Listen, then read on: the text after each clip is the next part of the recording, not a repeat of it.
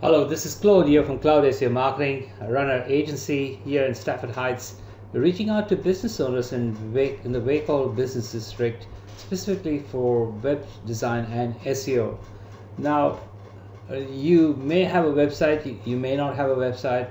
It doesn't matter. If you have a website, we'll work with you. If you don't have a website, we'll build a website, and then we'll do the SEO if you're keen to get your website noticed on the internet. Here I've got a diagram about local SEO, but before we move into local SEO, I want to talk about what is SEO itself.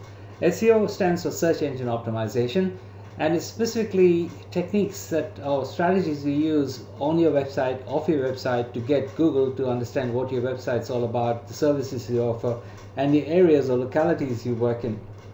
To get more specific, for a business that has a local jurisdiction in an area, such as you wanting business from a local residents in Wacol, in Springfield Lakes, Sumner Park, etc., you need to be specific of telling Google, the machine, to come in and analyze what your data is. And this is where local SEO plays a big part.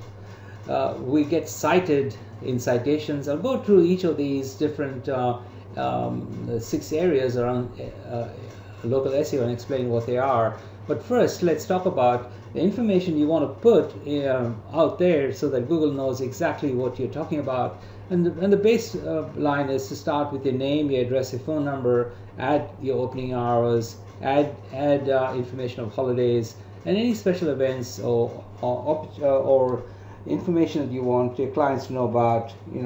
For example, a couple of years ago, you would have special restrictions about COVID.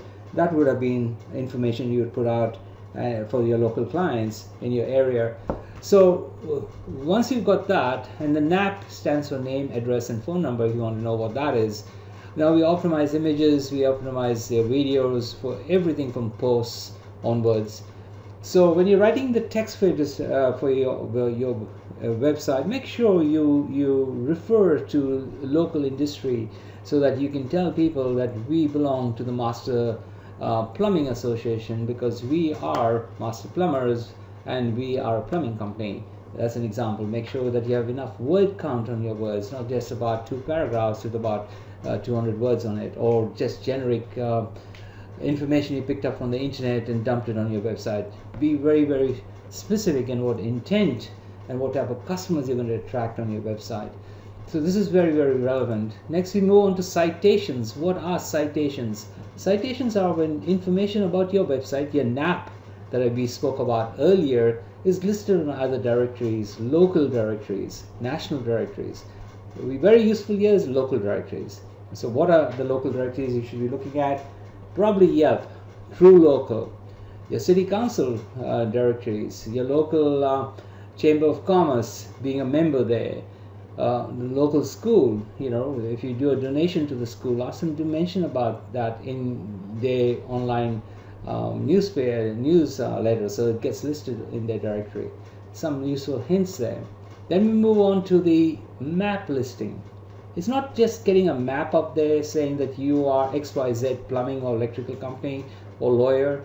You have to be very specific and mention keywords, and variation of the keywords, have different maps targeting different angles. We are experts at this. Give us a call, we'll help you.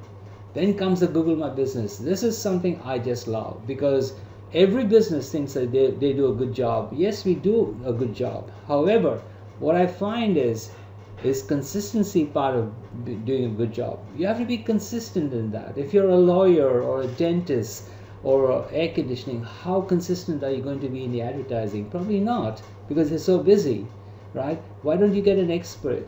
Now, I'll do another video on how much is SEO, but consider that the SEO person expert you're employing, whether it's me or someone else, how many hours you want that person to work on your website. The quote that you accept from him will dictate the number of hours that he'll work on your website. Okay, so that's so important to understand that, because imagine if you had a staff member working on your website 40 hours a week, you would pay the equivalent of $1,200 to $1,500 or more a week as wages and super and holiday pay to this individual. So if you're if an SEO expert is asking for X number of dollars, you must ask this person how many hours you plan to work on my website. That's a very important question.